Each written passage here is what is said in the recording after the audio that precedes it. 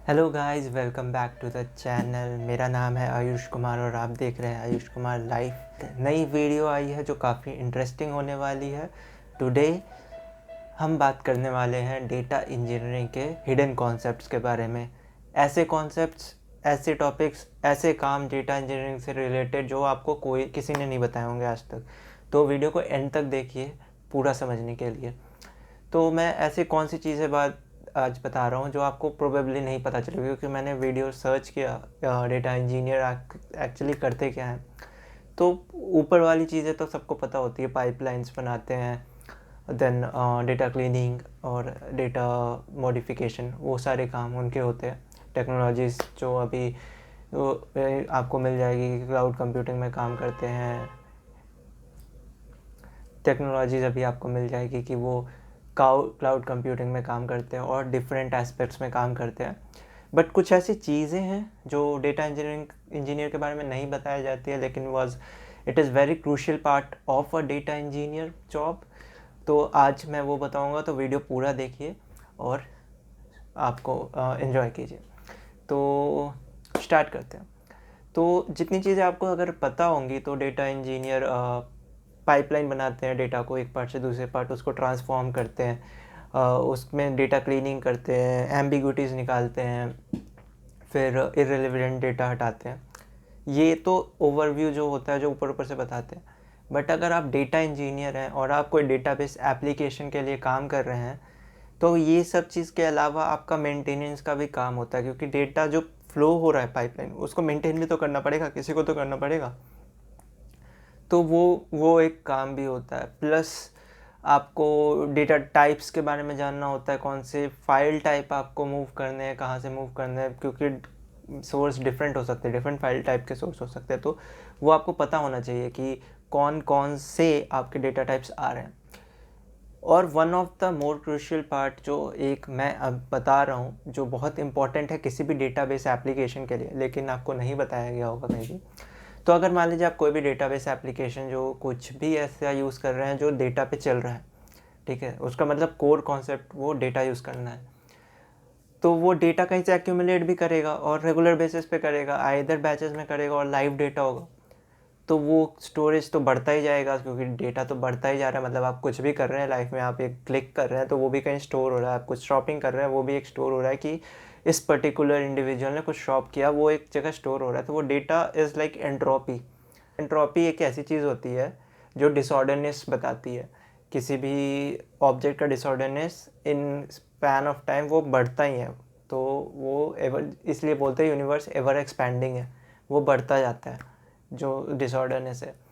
तो उसी तरह से data is also increasing day by day. मतलब वो आप जितना आज यूज़ कर रहे हैं, कल उससे बहुत ज़्यादा होगा, परसों उससे ज़्यादा होगा। तो आप कोई डेटाबेस एप्लीकेशन है, उसके पास लाइव फीड आ रहे हैं, उसके पास बैचेस में डेटा आ रहे हैं, वो इतना डेटा कैसे हैंडल करेगा?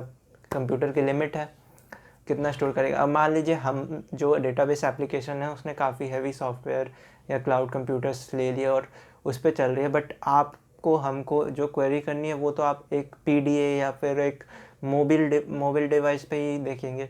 उसकी उतनी कैपेसिटी नहीं है कि वो एक साथ इतने सारे सर्च रिजल्ट भेजे और फिर उसको रिसीव करे। फिर नेटवर्क का भी आ जाता है कि अभी तो 5G जैसे आया नहीं, अगर 5G आएगा तो इसलिए बोलते हैं फास्ट हो जाएगा। मोबाइल डिवाइस में 5G आएगा तो you can access more data very fast, तो लेटेंसी घट जाएगी। लेकिन ऑन द कॉन्ट्रेरी एक डेटा इंजीनियर का ये भी काम होता है कि वो एप्लीकेशन को वायबल बना के रखे। वो एक, जैसे अगर आप कोई भी एप्लीकेशन बना रहे हैं तो एक सेट ऑफ डेटा होगा ना, जो एक उसका सैम्पल स्पेस होगा जो यूज़फुल डेटा होगा, बाकी चीज़ें आपको जो अनरिलेवेंट है चाहिए नहीं। तो उनका वो भी काम होता है कि वो ऐसी पाइपलाइन बनाएं, ऐसी चीज़ें करें जो रिलेवेंट डाटा को स्टोर रखे और फिर जो अनरिक्वायर्ड डेटा है उसको फिर रिमूव करें। इसी में आता है डेटा पर्जिंग एंड रिटेंशन।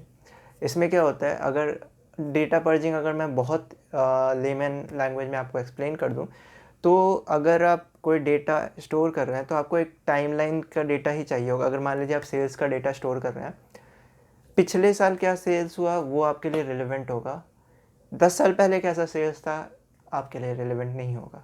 तो वो डेटा वो हटा दिया जाएगा। इसको बोलते हैं डेटा पर्जिंग, रिमूव करना।